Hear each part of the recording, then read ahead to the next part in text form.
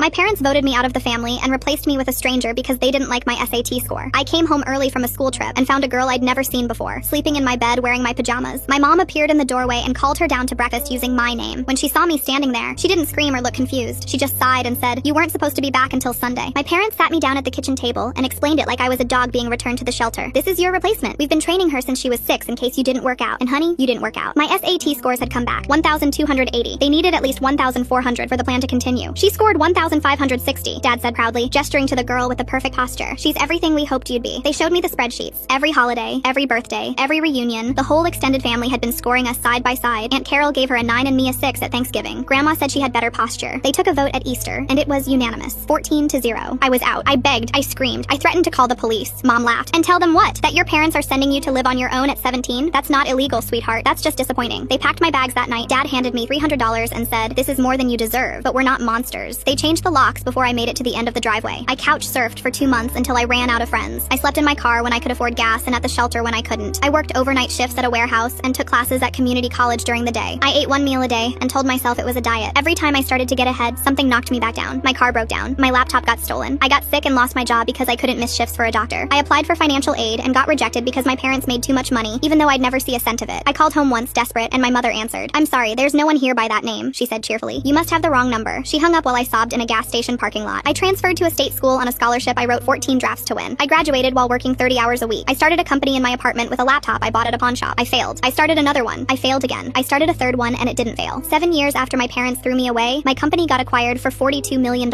I was in magazines. I was on podcasts. And then my parents showed up. They were waiting in the lobby of my office when I came back from lunch. Mom was crying. Dad was holding flowers. "We made a terrible mistake," Mom sobbed. "We were so focused on metrics that we couldn't see what really mattered." "The replacement didn't work out," Dad added. "She scored well, but she had no drive, no ambition, no fire. She just did what she was told and waited for the next instruction. She failed out of college and moved back home, and now she just sits in her room all day. We should have seen that you were the one with real potential," Mom said, reaching for my hand. "The way you survived, the way you built all this from nothing, that's what we should have been measuring all along. We want you back. We want to be a family again." I let them finish. I let them grovel. I let them paint their beautiful picture of reconciliation and redemption. Then I said, "You voted me out, 14-0. Aunt Carol gave me a 6. Grandma said I had bad posture. You changed the locks before I made it to the end of the driveway. We were wrong. We know that now. You told me I was a disappointment. You gave me $300 and said it was more than I deserved. You pretended I didn't exist when I called begging for help. We can make it up to you. We can be a family again. Please." I smiled at them the way Mom used to smile at me when I failed a test. "I'm going to take a vote," I said. "Raise your hand if you think I should let you back into my life." They both raised their hands, hopeful. "That's 2. Unfortunately, the only vote that counts is mine." I pressed the button on my desk. "Security, please escort my guests out. They're not on the approved visitor list, and they never will be." Brianna found me online a year later. That was the replacement's real name. My parents went through 2 more girls before they ran out of money. None of us talked to them. All of us talked to